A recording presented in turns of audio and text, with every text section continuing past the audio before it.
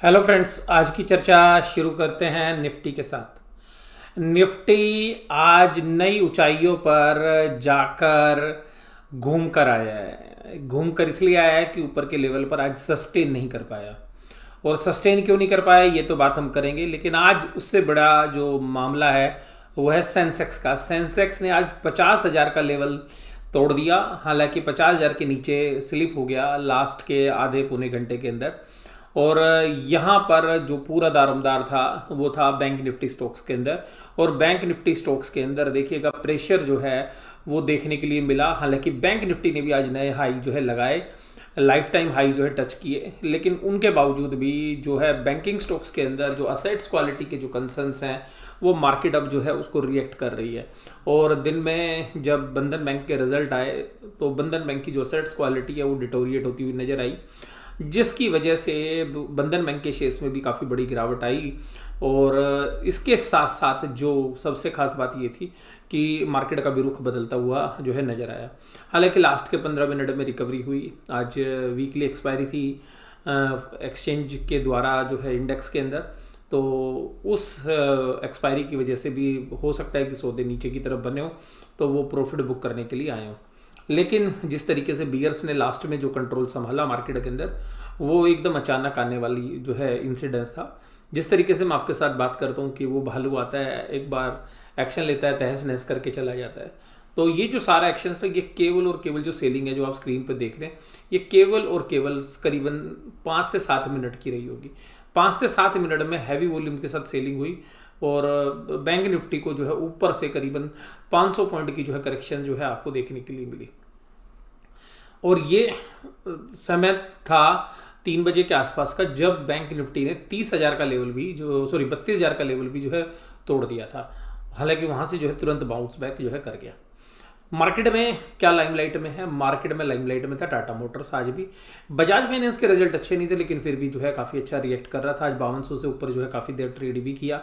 रिलायंस जो है देखिएगा, मैंने आपको बोला था जब भी 2000 के ऊपर जो है सस्टेन करने लगेगा तो एक सस्टेनेबिलिटी जो है वहाँ पे आ सकती है। तो आज 2.5% जो है आपको रिलायंस के अंदर भी तेज़ी देखने के लिए मिली। बजाज ऑटो के जो नंबर्स थे आज वो बाजार को पसंद आए, तो 2.29% की तेज़ी वहाँ पे थी। यूपीएल के अंदर तेज़ी बनी ही हुई है। ओएनजीसी, टाटा स्टील, कोल इंडिया, गेल और एनटीपीसी के अंदर इन सब में 2 से 3% की जो है गिरावट देखने के लिए मिली। और जो आप स्क्रीन पे देख पा रहे हैं कि जो गिरावट थी वो किस समय गहराई, तो ये 3 बजे के आसपास का समय था। और ये जो रेड सिग्नल आपको नज़र आ रहा है, ये रेड सिग्नल वो टाइम फ्रेम था जब निफ्टी रेड में काम कर रही थी, यानी कि माइनस में। अगर आप देखेंगे सुबह से लेके देखिएगा बिल्कुल स्ट्रेंथ के साथ जो है निफ्टी काम कर रही थी। जरा सा भी बाउंस आता था तुरंत जो है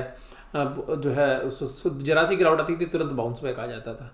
लेकिन ये वाली जो आई है ये हैवी सेलिंग्स जो है हैवी वॉल्यूम्स के साथ थी। इसके अलावा अगर हम जो है मिड कैप इंडेक्स की बात करें तो उसने भी जो है आज साथ नहीं दिया। 1.64% की गिरावट वहाँ पर भी थी।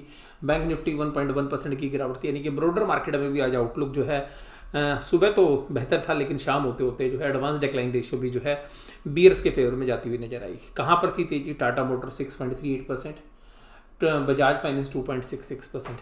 देखिएगा टाटा मोटर्स में ऐसी खबरें आ रही हैं कि जो वेंडर्स हैं उनको लगातार काम मिल रहा है और वेंडर्स जो हैं फुल 100% कैपेसिटी यूटिलाइजेशन पर काम कर रहे हैं। इसका मतलब है कि टाटा मोटर्स जो है एक नया प्लांट जो है ई व्हीकल से रिलेटेड जो है उसके ऊपर भी काफ़ी एग्रेसिवली काम कर रहा है। और ये जो पूरा जो घटनाक्रम है ये टाटा मोटर्स को ऊपर की तरफ खींच रहा है। इसके अलावा देखिएगा यूरोप में भी चीज़ें ईज आउट हो रही हैं। तो जो ब्रेग्जिट के बाद जो है टाटा मोटर्स की जो इन्वेस्टमेंट यूरोप के अंदर है और जो गाड़ियाँ हैं इनकी लैंड रोवर्स वाली जो गाड़ियाँ हैं, जगुआर वाली जो गाड़ियाँ हैं, वहाँ पर भी जो है एक अच्छी जो है रिकवरी हो सकती है आगे चल के। तो इन सब उम्मीदों के बीच में देखिएगा टाटा पावर्स जो है बिलो 100 के प्राइस से कहाँ अभी जो है 4-5 टाइम्स जो है हो गया है इसी साल के अंदर।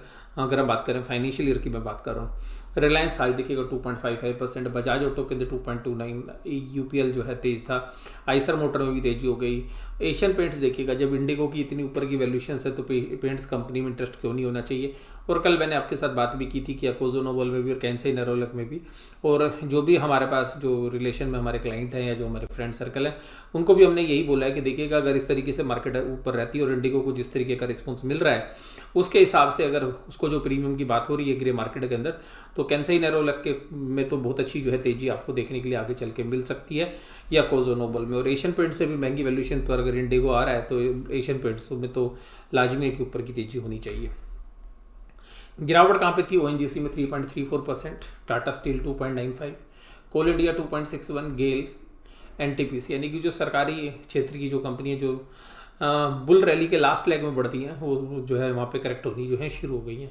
एसबीआई में भी देखिएगा 300 का लेवल जो है आज ओपन हुआ और प्रीवियस क्लोज भी जो है आप देखेंगे कि 302 था, लेकिन शाम होते होते इसके अंदर एक भयंकर जो गिरावट है वो लास्ट के आधे घंटे के अंदर इसके अंदर भी देखने के लिए मिली, और 300 के लेवल जो है तोड़ने के बाद जो है एकदम अचानक जो है बड़ी जबरदस्त सेलिंग इसके अंदर बन गई। इंडसइंड बैंक में भी जो है ये भी लास्ट के आधे घंटे में ही सेलिंग आई है, जो भी इंडसइंड बैंक में भी आई है। नहीं, इंडसइंड बैंक का जो हाई देखेंगे तो करीब 559.40 पे 567 तक गया और लास्ट ट्रेड था 529 का। तो आप ये समझ सकते हैं कि किस तरीके से ये जो सारी गिरावट लास्ट के आधे घंटे में जो आई है उसके अंदर जो है ये भी चपेट में आ गया। और निफ्टी की कैंडल देखिएगा life time high breakout candle होनी थी ये, अगर ये ग्रीन कैंडल होती तो, लेकिन इसमें ऊपर से प्रेशर आ गया यहाँ पे। तो अभी अब देखना पड़ेगा कि कल मार्केट के अंदर गैप अप या गैप डाउन किस तरीके की ओपनिंग होती है, लेकिन आसार इस तरीके की बन रहे हैं कि ऊपर से जो आज माल छोड़ा गया है, जो प्रॉफिट बुकिंग हुई है, तो बुल्स के ऊपर जो है एक हल्का सा प्रहार तो जो है किया गया है। तो हो सकता है कि अभी कल फ्राइडे का सेशन भी है कि कल बियर्स जो है मार्केट के अंदर कम से कम फर्स्ट 1 और 2 आवर तो कम से कम कंट्रोल करते हुए नजर आएंगे, और अगर 1 या 2 घंटे में अगर बुल्स ने कोई एक्शन नहीं लिया तो फिर बियर्स जो है हावी भी हो सकते हैं दिन भर के लिए भी। तो कल का मार्केट का आउटलुक भी जो है मैंने आपके साथ शेयर किया। इसी तरीके से रिलायंस में देखिएगा आज कंट्रीब्यूशन निफ्टी के जो मेन कंट्रीब्यूटर थे, रिलायंस का 50 पॉइंट का कंट्रीब्यूशन था, बजाज फाइनेंस का 27 पॉइंट का था, टाटा मोटर्स का 15 पॉइंट्स का था, बजाज फिंसर का 5.83 का था और आइसर मोटर का 3.94 था। किसने नीचे खींचने की कोशिश की? एचडीएफसी और एचडीएफसी बैंक दोनों ने मिलाकर करीबन 40 पॉइंट जो है निफ्टी को नीचे खींचने की कोशिश की। टीसीएस में भी गिरावट थी, आईटीसी में जो है अनएक्सपेक्टेडली जो आज जो है गिरावट थी, 213 रुपये के ऊपर क्लोजिंग थी। और एसबीआई देखिएगा जैसे मैंने भी आपके साथ चर्चा की लास्ट में बड़ी तेजी से जो है गिरता हुआ नजर आया। अब बैंक निफ्टी के अंदर, तो बैंक निफ्टी के चार्ट तो आपको सीधा सीधा इंडिकेट कर रहा है। निफ्टी तो एक बार गिरने के बाद भी जो है ग्रीन हो गया था, लेकिन देखिएगा इसको जो है सांस नहीं लेने दिया, और क्योंकि बैंक निफ्टी के अंदर वैल्यूएशंस देखिएगा स्ट्रेच है इस टाइम पे, और बैंकिंग स्टॉक्स के अंदर जो असेट्स क्वालिटी के कंसर्न्स हैं वो भी बने हुए हैं। और अभी जो है आप बंधन बैंक के रिजल्ट्स ने जो है सारी जो है पिक्चर जो है क्लियर कर दी है कि किस तरीके से जो है असेट्स क्वालिटी के कंसर्न्स है। उन सबको देखते हुए देखिएगा जो गिरावट यहाँ पर हुई है, उसके बाद ये जो बाउंस बैक आया है लास्ट में, तो एकाएक जब इतनी बड़ी सेलिंग होती है तो इतना बाउंस बैक जो है बनता भी है। तो यहाँ पर जो है वीकनेस जो है बैंकिंग स्टॉक्स में जो है ज़्यादा वीकनेस है निफ्टी के कंपेरिजन में अगर हम बात करें तो। और यहाँ पर कहाँ पर थी गिरावट? देखिएगा बंधन बैंक का आप हाई देखिएगा क्या है, 364 पे खुला, 372 तक गया, लो था 335। तो आप ये देखिएगा इन दोनों के बीच में अगर आप कैलकुलेट करने की कोशिश करेंगे तो 10% का स्प्रेड है हायर और लो के बीच में, और 4% की गिरावट के साथ बंद हुआ। बैंक ऑफ बड़ौदा में 3.21% की गिरावट, पीएनबी के अंदर 2.4, और काफ़ी दिनों से अच्छी तेजी करता हुआ आज आईडीएफसी फर्स्ट बैंक में भी प्रॉफिट बुकिंग देखने के लिए मिली, और ये भी लास्ट में ही जो है सारी करेक्ट हुए हैं। एसबीआई के अंदर भी देखिएगा 1.9% की, इंडसइंड बैंक, एचडीएफसी बैंक 1.07। हालांकि देखिएगा सुबह से आज एचडीएफसी बैंक में सुबह ऊपर खुलने के बाद अच्छी प्रॉफिट बुकिंग आ गई थी और ये माइनस में ही चल रहा था, लेकिन बाकी जो बैंक थे वो सब पॉजिटिव थे। और एक्सिस बैंक और आईसीआईसीआई बैंक ने देखिएगा माइनस में जाने से मना कर दिया, वो पॉजिटिव ही जो है क्लोज हुए। हालांकि एक समय तक ये था कि बैंक निफ्टी के सारे स्टॉक जो है माइनस में चले गए थे। तो आप ये समझिएगा कि जब 3 बजे जो प्रहार हुआ था उसमें सारे स्टॉक जो है एक बार तो माइनस चले गए थे, लेकिन वहाँ से देखिएगा पुल बैक करते हुए जो है नजर आए। उसके बाद देखिएगा निफ्टी बैंक के अंदर जो कैंडल है वो रेड कैंडल है, बड़ी कैंडल है, वही एरिया है जहाँ पर उसको रेजिस्टेंस मिल रहा है पिछले 6-7 दिन से अगर हम बात करेंगे तो इसी दायरे में घूम रहा है। ये नीचे वाली जो कैंडल है ये यहाँ पे सपोर्ट का काम शायद कल करेगी।